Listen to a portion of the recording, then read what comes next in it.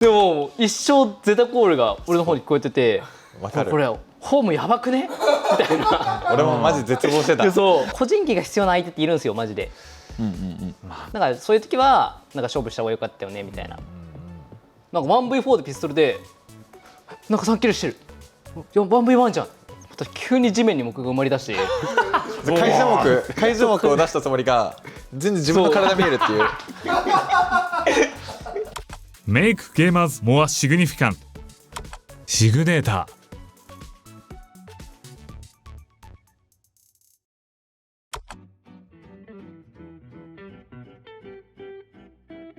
あとはね、バロラントの、マップとか、あとはメタについてもちょっとね、3人で話していきたいと思いますけれども、特に今、バイスもこう増えてきて、でマップも変わってロータスが、消えて、そしてアイスボックスも消えて、でパールと、スプリットが、帰ってきましたと。じゃあバイスは強いか弱いかの？強い。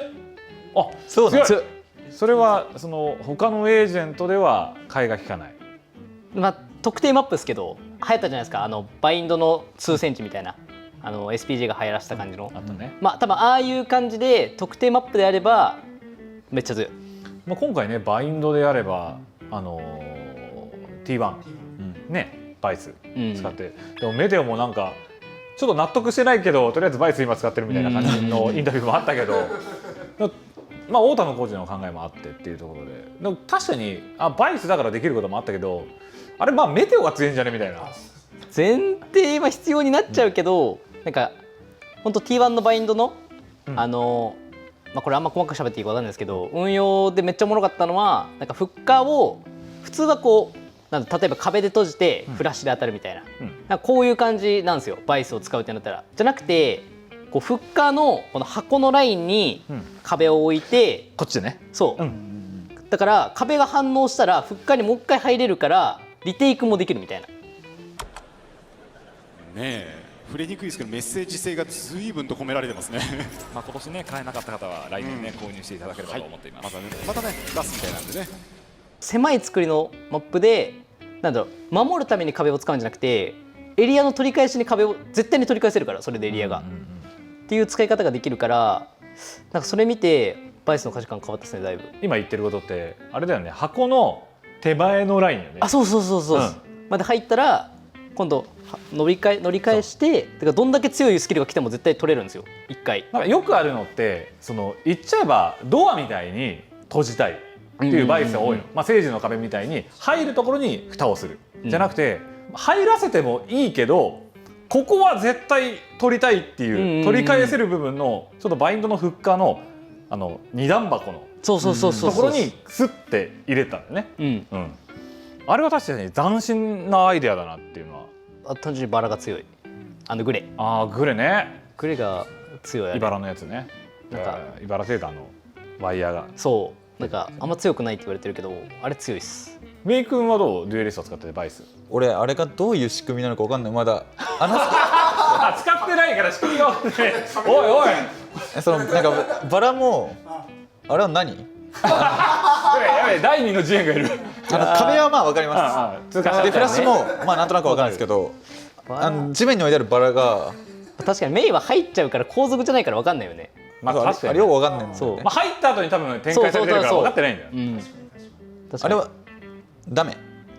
動くとねあれ痛い。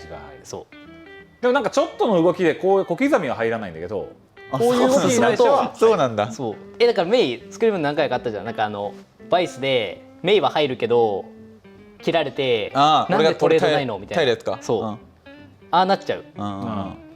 後続が完全に入れない。なるほどね。あれ入れないんだ。入ったとしても結構なダメージは。そう、結構ダメージも入るし、そもそも壁があったら入れない俺らは。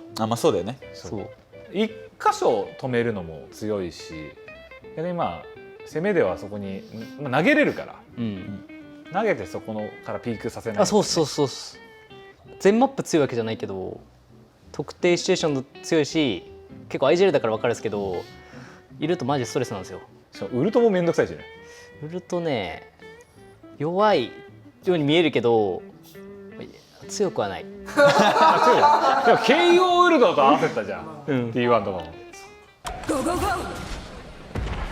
窓へのプレッシャーをかけるゼータです。ファーストレーンです。今回バイスは B 側です。バックサイドに入ったか。隠れては隠れている。スティールガーデン、武器が使わない。攻めが止まる。さらにヌルコマンドで追い打ち、アビリティも武器も使えません。一定時間を経てばまた使えるようにはなるんですけれども、初動の攻めについては止まりましたね。つまりこの後はデップなしで攻めなければいけません。強くはないけどなんか取れるラウンド絶対取れるようになるから。でもあれ避けやすくない？ちょっと長い栄翔が長いから。栄翔長いからそこだけダイオトさんお願いします。KO みたいにすぐ来たら強いと。あれは最強だけど。バフお願いします。あとはフラッシュも一応こういるかいないか音でわかる。そうなん。パイーンって言ったら当てて。スカイフラッシュとちょっと似てる部分。索敵になるんだ。比較的評価は高いと。僕は高いけどいいねって言われたことはあんまない。まあ多分今ね世界情勢的にも多分そうじゃないかな。いろいろ多分今試してオフシーズンでみんな使って果たしてこれが本当に強いのか効くのかっていうのを多分今試しながらやってて、多分シーズン中にセカンドプランとしてもバイスを出せるし、ファーストプランとしてはキルジョイだったりとか、デッドロックも含めたなんか構成だったりとかサイファーっていうのが出てくるのかもしれないしね。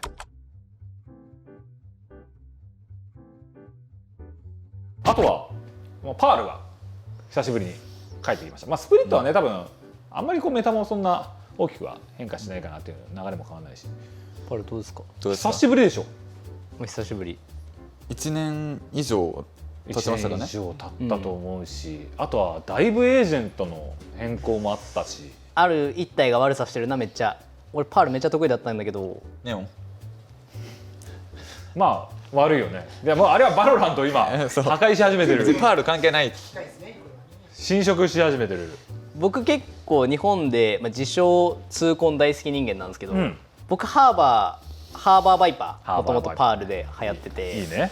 あの光線マジで愛してたんですよ。当時はハーバーバイパーにスカイとそうジェット、キルジョイ、KO を入れてたねチームも一部ありましたけど、でも基本的にはハーバーバイパースカイそう区切りながらフラッシュ入れて索敵して、他マップでも大好きだったんですけど消されました。スカイがねちょっと弱体化されちゃって、特にあと痛恨だとそのニーオンっていうエージェントにぶち抜かれちゃって、関係ないからね。そうカーテンの意味がないんでスライディングで入ってくるそうなんで、パールは結構変わったかなとは思うんですね、昔と比べると。でもネオンがこれからね弱体化入るとまた戻ってくるかも。見てても無理だけど、プロがダメなら無理だよあれ。全然無理だね。全然無理だし、全然無理。全然使ってる本人。いやなんかだって俺見てデップとさメインのさヘイブンとかわちょっとしょうもねえなみたいなオーバードライブかよみたいな、結局オーバードライブ2人でビーってやってさラウンド取って2ラウンドずつ取ったから、俺はこれなら殴り合いで終わりかと思ったけど、しかも結構大事なラウンドのメイクもさヘイブで取ってたじゃん。1v3 みたいなところが確かにそう3対5ぐらいの。あれね特に赤目が言うんですよ、いやネオンえぐいってみたいな。ネオンがマジで言ってる。チームあんま言わないんですよ、こういう言い訳とかなんかいい感じ言わないんですけど、いやでも多分メインにやられてる側の方がもっとかわいそうだよ。いやそうだと思うそうだと思う。俺楽しいよ。先週上げてからね。なんかスキルでぐちゃぐちゃにされる時以外は楽しいでしょ全部。そうだね。ちょっと食らってやばいからってストレイフでジャンプピークしながらスライディングでもう一回ピークしながら打てるのがやばくて、なんか最近のセンチネルズの招待イベントでセンチネルズと NRG がやってて、で NRG 攻めでサンセットのエルボーでなんかもうジャンプもう いないだろうってエルボーをこうバニーホップしながらネオンがいて、でオフアングルにいたの。やべえっつってジャンプピークで逃げながらその後ギュイーってスライディングで倒してて、これやっぱダメだわ。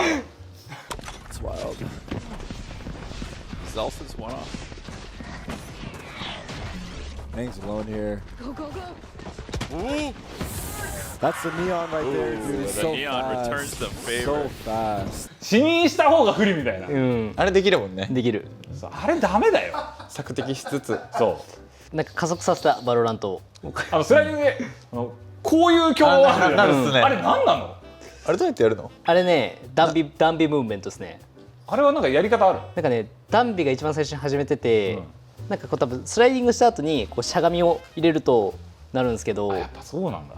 僕たち結構早い段階からダンビのネオン知ってて、なんか僕がまず三国いた頃なんですけど、こいつはやばいぞってなった時にバフがなんか入ってもともとやばかったのが、加速させたバルーン。そうスライディングが長くなったし、なんか2回ぐらいこうなるから、そうバズが1回抜いてたけどね、それでもレッドブルホームグラウンド、まあでもなんかたまたまたまたまだよ個人技が必要になっちゃったバロラントに。運が9割ぐらい入った運もある、なんかショットガンとかあんま言えないですけど、楽しい、ね、いや全然俺はネオンより Z の方が好きなんで、メイはそっち感じする。だから今すぐにでもナーフされて、Z 環境に戻ってくれたら、まあ嬉しいねメイは。俺たちの時代が来るなって。まあ多分事故率もね減ると思うし。どうだろう。でもいや俺メイのネオンやばいと思ってるから、あ強いんだ。今の方マジが勝てて俺る。ウルトだけじゃね。俺ウルトはやばいけど。バッキーやばいぞメイ。いやマジワンチャン取れちゃうやつだ。ワンチャン取れちゃうやつ。夜とかもやっぱり大事になってくるからね、これからは。この間なんか2人で東京ゲームショウ2時間ぐらいね雑談というかねしてたけど、やっぱ夜ってすげえ難しいエージェントだしっていう話を確かにしてた気がする。むずい。マジでむずい。もうアイディアをどんどん醸し出さないと。それで言えば、まあ、アビスとかだとやっぱり夜も最近ね流行ってきてるっていうのもあって、ダブルデュエリストで夜とプラスアルファでジェットみたいなのねあったりするし、今のデトネーションフォーカスメには全然できるような構成でもできるけどなんか IGL が大変なんですよ。なんか今までは結構メタ通りやってればよかったからなんか簡単だったんですよ。メタの話触れていただいたんですると、なんか言ってればジェットがいて、KO とかイニシがいて、ソバがいて、オメンがいて、キルジュがいて、めっちゃ簡単じゃないですか。てか加速させたっていうのは悪い意味じゃなくて何も、なんかいい意味でそれが必要な段階。なんか他ゲーとかだと結構メタがぐるぐる回ってみたいなのがあったけど、バロラントってメタが一辺倒すぎてちょっと飽きてた自分もいた正直。やることは大体似てくる一緒で、あと個人技で差が出るみたいな。今までで言ったら個人技が結構周りが強いチームに居続けたから俺は、だからなんかあれだったけど、そうじゃないチームとかもあるわけじゃないですか。個人技というよりはチームショックが大事でみたいなっていうチームは多分勝てるようになってくる時代じゃないけど、ワンチャンがある時代、その作り方次第でなんかメタを追わなきゃいけないし、エージェントが増えるからセットアップができてみたいな、いい意味でバロラントが加速してる感は俺はあると思うんです。2025年ってどうなるみたいなシグネーターからの質問、あれフィストバンプか、フィストバンプの質問がちょうどチャンピオンズ終わりでインタビューがあって、答えた内容が多種多様なエージェントとか、あとはロールチェンジとかがいっぱいあって、今まで見てこないエージェントの構成が出てくるんじゃないかなっていうのと、自分たちはワンセットはまあこのメタっていうものを持ってるけど、相手はこう来るからこのセットを持ってるみたいな、セカンドプランサードプランぐらいのもうセットを持ち始めてる、もうエージェント構成から他のセットやらっていう、そういうチームが増えてって、どんどんメタっていうよりももう相手のカウンターみたいなことが出てくるのかなっていうような話で、チームとしての選択っていうのが2025年は生まれてくるのかなというふうに思ってるから、多分イバンにも多分近い。もう対応できないやつは置いてかれます。まあそうだ、多分今年で消える。本当にそう思ってる俺は。対応力、対応できないやつとかやんないやつはどんどん置いてかれると思う俺は。25年またやばい年になりそうだなっていう、やばいね。覚えることがめちゃくちゃあるし、試合見ないと追いつかないし、メイ夜とかあるからね。全然あるよ。アビスよりやりたい。お、いいじゃん。メイ君は東京ゲームショウで僕はこの近接使いますね。バンダル確かカオス、確かその時ねカオスバンダル最強みたいなこと言ってた気がする。いや、じゃあカオスが最弱、ガイアが最強。ガイア、そうガイアで、あとはクライオそうですね、ステステイシスのハンマー使うって、そうこのね使ったよな。使ってる。使ってたそれ使ってたおおと思って使ってくれた。そうだから夜出るかもしれないよ今後。夜はねあり。多分練習すると多分いろいろ見えてくる部分もあるからね。夜ねIGMS 大変なんですマジで。ランダムが生まれるからTP したしてない。TP 置いた置かない。でもマジで個人技。しかもウルトね、ウルト用に TP 用意しとかないといけないし、みたいな。アビスだと TP 流してウルト打ってから TP してくるとかね、考えることめっちゃあるから。大変だけどでもおもろい。メイ君やったらでも別になんか夜の強さも多分メイ君の個人技でどうにかなっちゃうぐらい多分うまく使えると思うし。でちょっと待って、パールの話だよ。ネオン待って、ネオン以外パールで、そうパール久しぶりじゃん。でパールねスカイもだいぶ今弱体化されてて、ちょっとなんか索敵っていうのも難しいと思うし、でもフェイドもなかなか使いやすいけど、でハーバーも入れるならでもダブコンも難しいなとかいろいろあるけど、なんかこれからどうなってきそうとかパールは一旦ネオンが収まるまでね。ソバとか KO とか、まあ、ネオンを生かす形じゃないけど、のパールの、まあ、構成は多分そういう感じまあ最悪もうブリーチネオンでもいいぐらいの。し、そうネオンがいるから、まあ、サイファーありだけどなんか構造上はキルジョイ強いからそのキルジョイだったわけじゃないですか今までのメタが。瀬戸際構成は今でもサイファーもね、ワイヤーが伸びてからはパール来てないから、まあそうもしかしたら研究が進む可能性もゼロではないの。結構まあ強いっす。サイファーの方行くとどんどん増えてんだやっぱ。無限大だよね今ワイヤーの種類。一旦そうだね。もうやばいぞあれ。あ、そうなんだ。壊すの大変。しかも B になると奥に置いてあることもある。そうマジで壊せない普通に。足りないね食雑がね。そうエントリー場所にねえんだみたいな。そうサイファーは強いって感じ。キルジョイはでも何でもできまあます、まあベタな。みたいな。ノーセンチとかもやっぱ本がありそう。パールはない。あ、パールはない。パールはDD コネクター周り取られちゃうと、絶対少人数戦で勝てないから、そこをやっぱチェックできる人がいて初めて守れるから、まあ、ノーセンチはパールはなさそう。まあ中国とかならありそうかなぐらいで。パールはたまにあるじゃんなんか。パールは無理かな。だってアビスですらノーセンチあったじゃん。アビスは結構ノーセンチいける、まあねでもバインドもさ結局はノーセンチ傾向になったけど。まあ確かにあるか。ありますかじゃあパール。可能性はね。ツーイニシちなみにダブコンツーイニシダブコンはいい。でしょ。うんツーイニシダブコンのワンデュエでエリア取りながらもう潰しいって。まあバイパーアストラとかだったらありかも。いやまあ分かんないよねでもね。わかんないです。安定感のセンチだからね。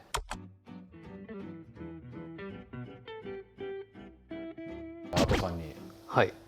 もう1年間のブランクが、まあ、発生してからの選手復帰どのぐらい辛かったのか、まあ、いろんな選手がやっぱねチーム移籍で入れなかったりとか、まあ、失われるものとか失われたものは何もない。得たものはいっぱいある。ずっとひたすら練習してたし、なんかラズさんとかヌさんとか、あとクロウさん、ロベちゃん、テンタ、俺で飯行った時があって、まあ、その時に一旦ラズさんと話す機会があって、その時に、まあ、ランカーやっといた方がいいよって言われてて、まあ、ランカーも一緒やってて、で戦国の時もチームがマジそれにずっと理解がないチームだったら結構難しかったかもしれないですけど、まあ、理解を示してくれてたから、練習終わって自分のやるべきタスクが終わったら個人練習しててもいいよみたいな感じだったから、なんかタスクもやりつつ自分の個人練習もそれこそ一緒してたし、戦国のでも理解があったから失うものがなかったっていうのはでかいかも。いいね。なかったらだいぶ失ってたかも。いつでも戻ってこいとも言われてますんでRTA 失敗したら言ってたらしいですよ。フォーカス見にいるのも3ヶ月かなみたいな。今何ヶ月お前経った？はどうせ帰ってくるよみたいな。2ヶ月2ヶ月じゃない今今2ヶ月か。じゃあ待って1ヶ月か。1ヶ月の命かも。トキシックで帰ってくるぜみたいな。僕あとフィジカル売りじゃなかったのもでかいかもしれないですね。タイプが結構なんかちゃんとボッツ見て、そのチームとかやっぱ IGL で入ったら、なんだ少なからず多分作んなきゃいけない部分があって、例えばこの作戦いいよねとか、これやりたいみたいな発想をなんか自分で作んなきゃいけないから、なんかそれがもともと得意で、なんかそこを売りにしてたみたいなところもあるから、なんかただ単に IGL というよりはなんかチームを作るじゃないけど、なんかそういうところを結構自分の大事な部分にしてたから、それこそ戦国で逆に得たものを今 DF で使ってるものもあるし、話し合いとかそれこそ一番自分の弱かった部分も、まあ本当に喧嘩一生しながらだけど、まあなんか向こうが投げないでくれたおかげで、まあできるようになって、このチームでも話し合いを投げたことは多分まだないよね。マジでだから得たものはあっても、周りのおかげで失うものはなかったかな。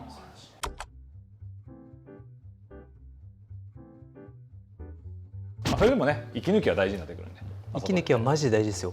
何してる僕の中で大事にしてる習慣があっての？おうこれ乗り物に乗って何もしないです。福岡あるじゃないですか、福岡から東京まで5時間あるんですけど、電車で一緒こうやってポケーっと外見て、だからなんか新幹線とか飛行機時間かかるから億劫みたいな人いるんですけど、僕かかればかかるだけいいと思ってます。僕は逆にアミューズメントパークにしたい人ですね。飛行機とか新幹線、ここだけ自分のアミューズメントパークにしたい。だから例えば音楽、ゲーム、あとはタブレットとか置いて映画とかポケーっていうのは逆にできないな。メイのオフも気になってんじゃない？俺のオフ聞いたら。今なんか出かけたりはしますけど、まあ俺は結構ランクが息抜きというか、そんなランクをなんかめっちゃ練習って感じでやってない。確かにランクをなんか趣味っていうか楽しんでっていうか、全然楽しくないしイライラしてるけどイライラしてるけどなんか練習って感じじゃないんでランクは。まあ確かに、はい、それが息抜きって感じです。フォートナイトの生き方だね。もうフォートナイトプレイヤーってなんかそんな感じあるわ。もうまあ確かにずっと Q 入れてるんで、はいフォートナイト。なんかYouTube とか見たり。確かに。まあゴンの YouTuber はよく見ます。見るな、あれは見ちゃう。見る。まあでも TikTok めっちゃ見ますね僕は。で3時間ぐらい解けてるみたいなのはすげえよくあります。好きな歌手。最近好きなのはスーパービーバーかミセスかほうをめっちゃ聞きますね。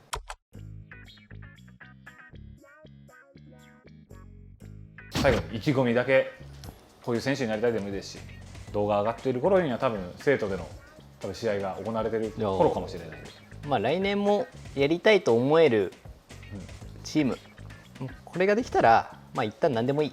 他はまあそれに付随してなんか勝てたらいいですけど、もちろん、まあそれはティア1だから勝ちますっていうタイプは僕以外のメンバーみんなそうなんで、もう結果欲しいみたいな周りのメンバーがそうやって言ってくれてるから、なんかその熱に照らされて勝手に頑張れるんで、なんか僕はなんかそのいいチームを作れたらいいな。まああとは応援されるチームです。なんか応援されないチームは嫌です。応援してもらえる選手でありたい。以上。じゃあ来年選手で居続けるパーセンテージは何パー？ 99.9%。99でいきます。よしこれは勝った。0.1% 結構引いてるからね。そっち引いたからね。おもろいなこれで 0.1 引いて選手いなくなってて、また来年呼ばれるかもしれない。じゃあメイ君、まあとにかく、まあ、去年めっちゃ負けたのもあって本当に勝ちたいので、まあ、オフシーズンの大会ももちろん勝ちたいんですけど、まあ、リーグマジ絶対に勝ち進んでマスターズ、まあわよくばチャンピオンズまで目指せればいいなと思ってます。